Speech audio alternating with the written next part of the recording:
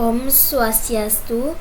Perkenalkan, nama saya Niputu Tiara Pritayanti dari Prodi Pendidikan Matematika dengan NIM 2013011004. Di sini saya akan mempresentasikan LKM 9 mengenai pluralisme dan dharma agama.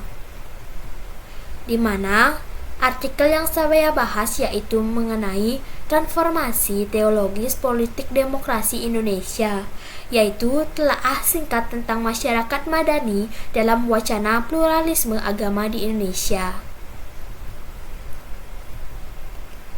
Aspek permasalahan. Pembahasan mengenai masyarakat madani ini sebenarnya sudah agak sedikit usang, yang dimana menjadi topik pada saat sekarang ini.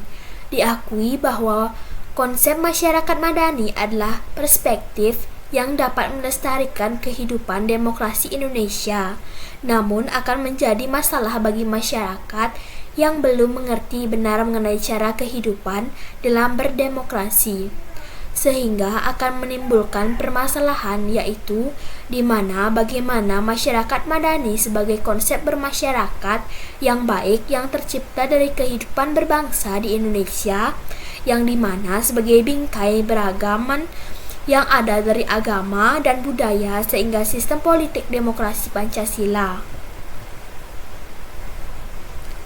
Teori-teori yang digunakan yaitu yang pertama, Nurcholish Madjid, yang dimana mengatakan bahwa masyarakat madani di Indonesia harus lebih menekankan aspek horizontal, yakni berfokus pada budaya dan toleransi agama. Yang kedua, Riaz Rasyid dan Daniel Dakidai, yang dimana mencoba merumuskan masyarakat madani memfokuskan pada aspek vertikal, yakni dalam hal hubungan masyarakat dengan negara, prinsip-prinsip otonom dan kemandirian. Yang ketiga, Afan Ghaffar, yang dimana membahas mengenai masyarakat madani dalam upaya mempertemukan kedua rumus yang telah diulas oleh Nurcholish Madjid, Riaz Rasyid dan Daniel Dakidai, di mana menurut Afan Ghaffar masyarakat madani adalah keadaan vertikal atau antar lapisan dan kelas, seperti demokratisasi dan partisipasi erat kaitannya dengan situasi horizontal.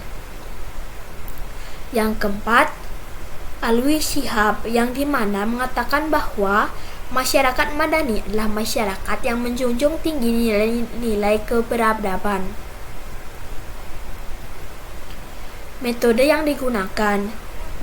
digunakan dalam artikel ini yaitu studi pustaka, yang dimana menggunakan teknik pengumpulan data dari buku-buku, bahan-bahan tertulis, serta referensi-referensi yang relevan dari berbagai tokoh agama dan ilmuwan politik. Hasil pembahasan. Transformasi berarti membicarakan tentang proses perubahan struktur, sistem, dan budaya. Pandangan ini setidaknya merupakan suatu sikap yang dapat menjawab atas persoalan yang muncul yang mencakup prinsip teologi, politik, dan sistem demokrasi, serta toleransi antar umat beragama.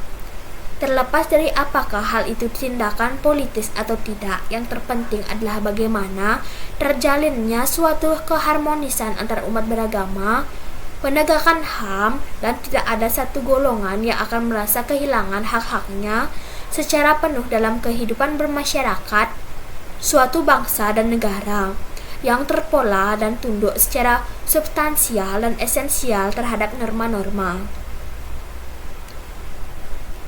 Temuan atau kesimpulan.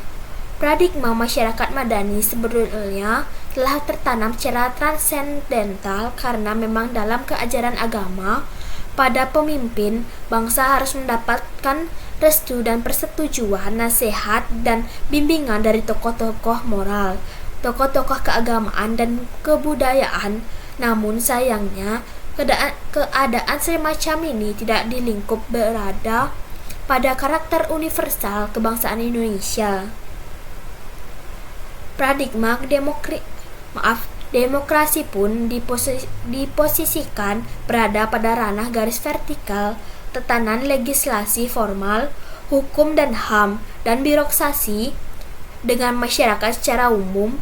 Senggang dan dimensi sosial negara Indonesia diposisikan berada pada garis horizontal antara agama dan budaya dan dimensi plural yang lainnya.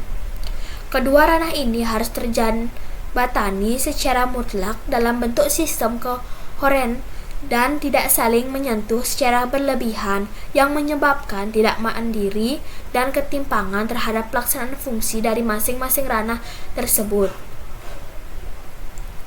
Sekian yang dapat saya sampaikan pada kesempatan kali ini. Apabila terdapat kesalahan kata, saya mohon maaf. Akhir kata saya ucapkan terima kasih. Om Santi Santi Santi Om.